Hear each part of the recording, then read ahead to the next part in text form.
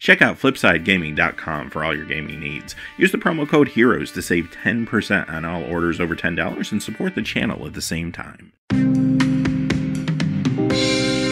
Hey there, this is John from Heroes and Legends, and welcome to this special edition of the Magic the Gathering Market Watch, where we're going to talk about all things Rivals of Ixalan as we enter the third week with the set.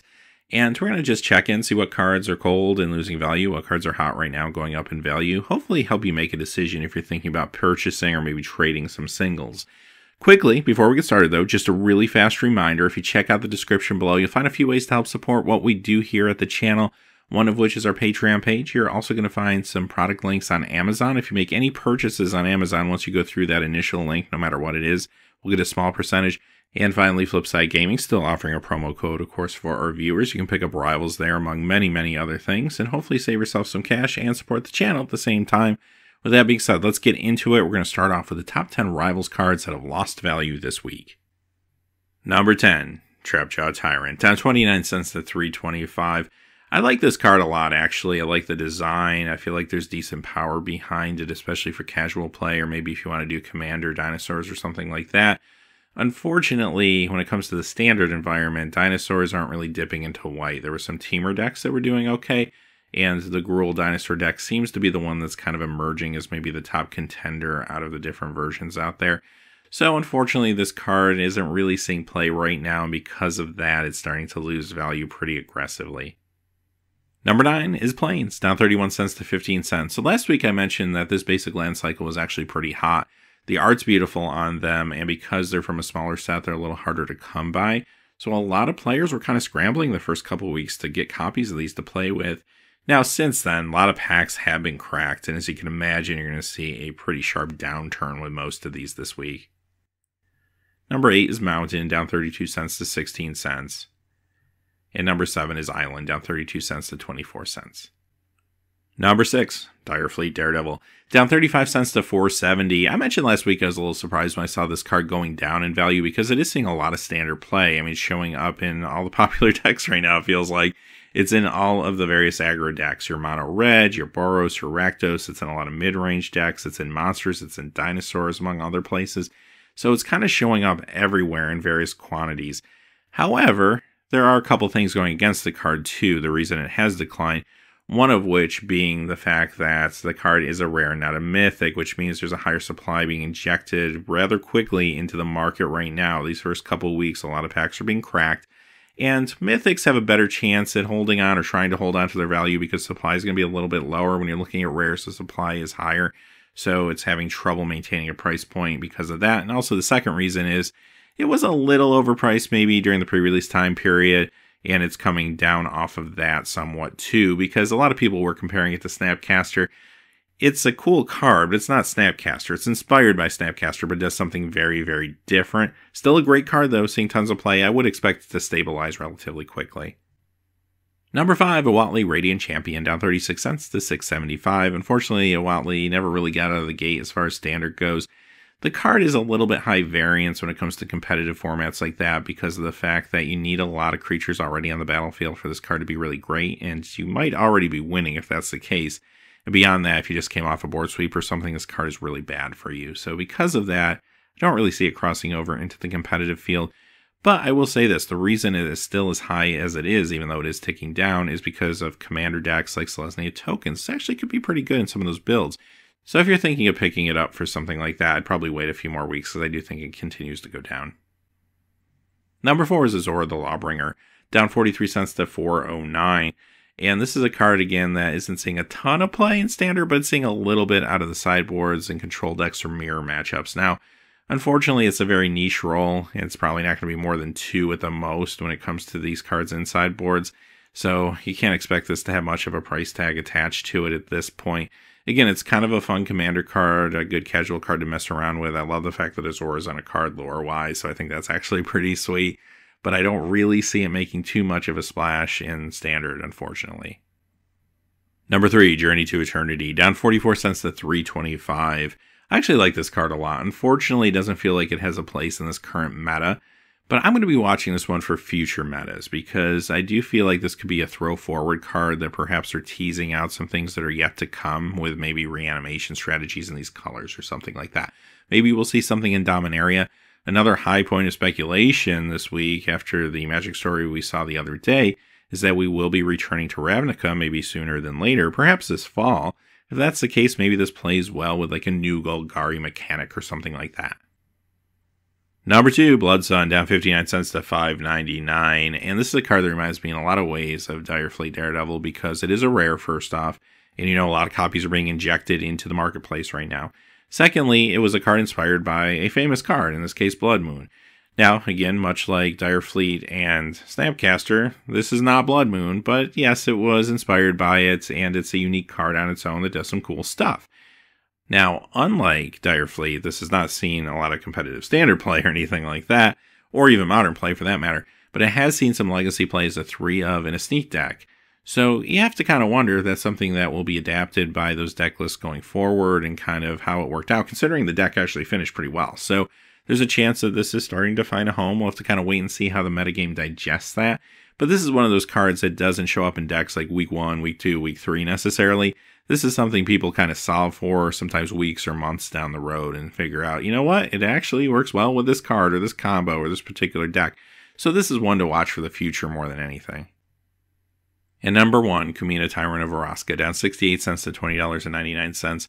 So a couple things going on here. First off, really it had a high price point when it was released around the $24, $25 mark. You can't really expect that to last in most cases, especially for a card, even though it's a mythic. It's a very niche card. You want this in a Merfolk deck and probably really nowhere else, right?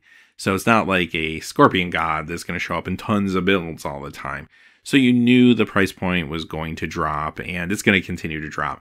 The second issue with this card right now is even though it is seeing play in these Merfolk decks as 4-ofs, those decks are having trouble cracking the top 8. I've seen one finish 9, I've seen one finish 11.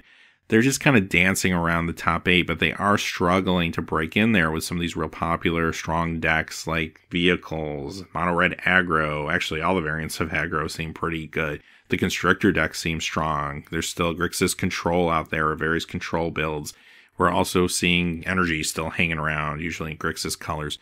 So there's a lot of competition right now, and Merfolk are just kind of sitting on the edge of it, and I think that's going to hurt this card's value in the short term. Beyond that, though, I do want to point out that this is a very popular commander right now, as people are playing a lot of Merfolk commander decks based around this and picking up a lot of the older cards that this interacts really well with. Alright, let's move on to the cards that have gained value this week.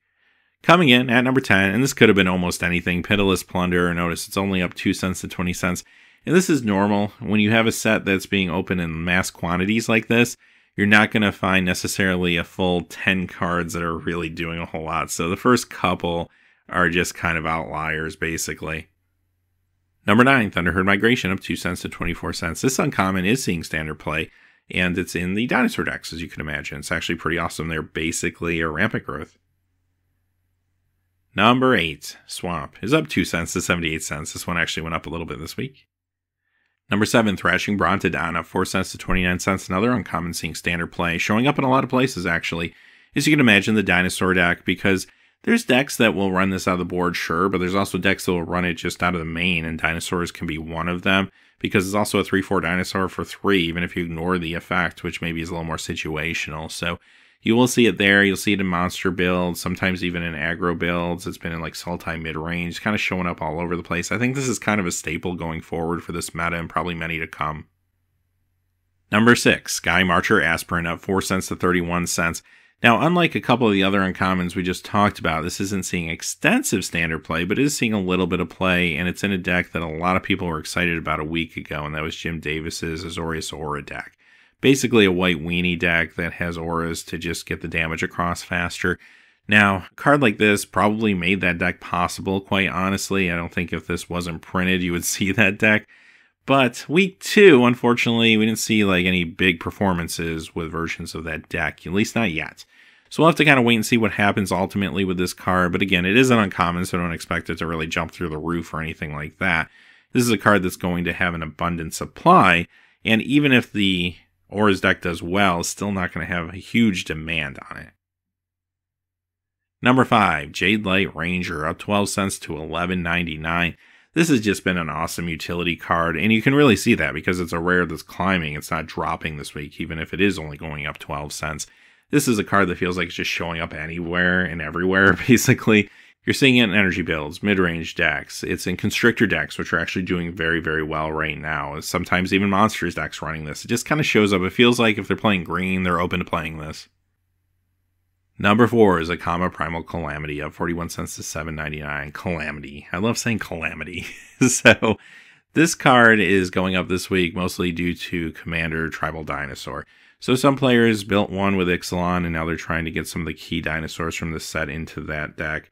Or maybe this set just inspired you to go ahead and build a Tribal Dinosaur deck for Commander now. But regardless, there's a lot of players looking at this card. I did see this as a one-of in one of the Gruul Dinosaur builds on Magic Online. I don't know how that really worked out. It feels like it's just too expensive, unfortunately. But definitely for a Commander, I think that's what's driving the price this week. Number 3, Twilight Prophet, up 43 cents to $9.48. So this is a card that's actually super strong. I mean, it's got great power behind it, but it's a matter of trying to find a place to play it in the new standard, especially considering it's double black. And vampire decks exist. People have made Orzhov vampire decks. They haven't really put up any huge results, though. And I think that's the thing you're going to have to watch for. If they can't put up a big result within the next couple weeks, I think that archetype starts to fade away out of standard a little bit, unfortunately. However, some of the vampires right now are still hot regardless of the standard performance because of Commander again. And just a few months ago, we had the Commander Tribal deck that was a pre-con deck that came out. And a lot of people picked that up, wanted to upgrade it, and this set brings you some really cool upgrades, this being one of them. So, if nothing else, Commander will definitely help this card hold its price for a little while. Number 2, Elenda the Dusk Rose, up 49 cents to $5.69. Now, this card has shown up sometimes as a one-of in sideboards and like Abzan token decks, but those decks aren't necessarily catching on as being one of the hot competitive decks right now either, and a lot of builds still aren't even running this out of the board. So again, why does this bump up? Again, it is because of Commander Vampires at this point. And number 1, maybe no surprise, the big card of the set it seems, Rekindling Phoenix, up $2.79 to $20.36. This card is super hot right now, showing up everywhere. You're going to see this in all the different aggro builds, whether it's Mono Red, Boros, Rakdos, all the mid-range decks too seem to be running this if they're running red. You're going to find this in monster decks. It just feels like it's everywhere. Again, if you're playing red, which is a very popular color right now when it comes to competitive standard, you're probably playing this card in some quantity, right? Many times 4 of. So, yeah, this card is going to continue to be hot.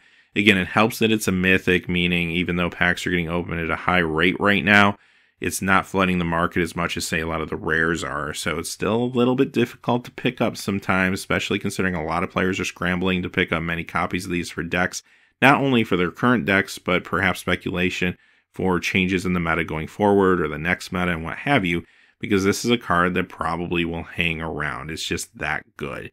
So Rekindling Phoenix is going to be hot. I do think it goes up even more. This card is just pretty awesome. All right, with that being said, those are all the cards for today. We'll be back tomorrow with our regular edition of the Market Watch. We're going to talk about everything other than Rivals of Ixalan.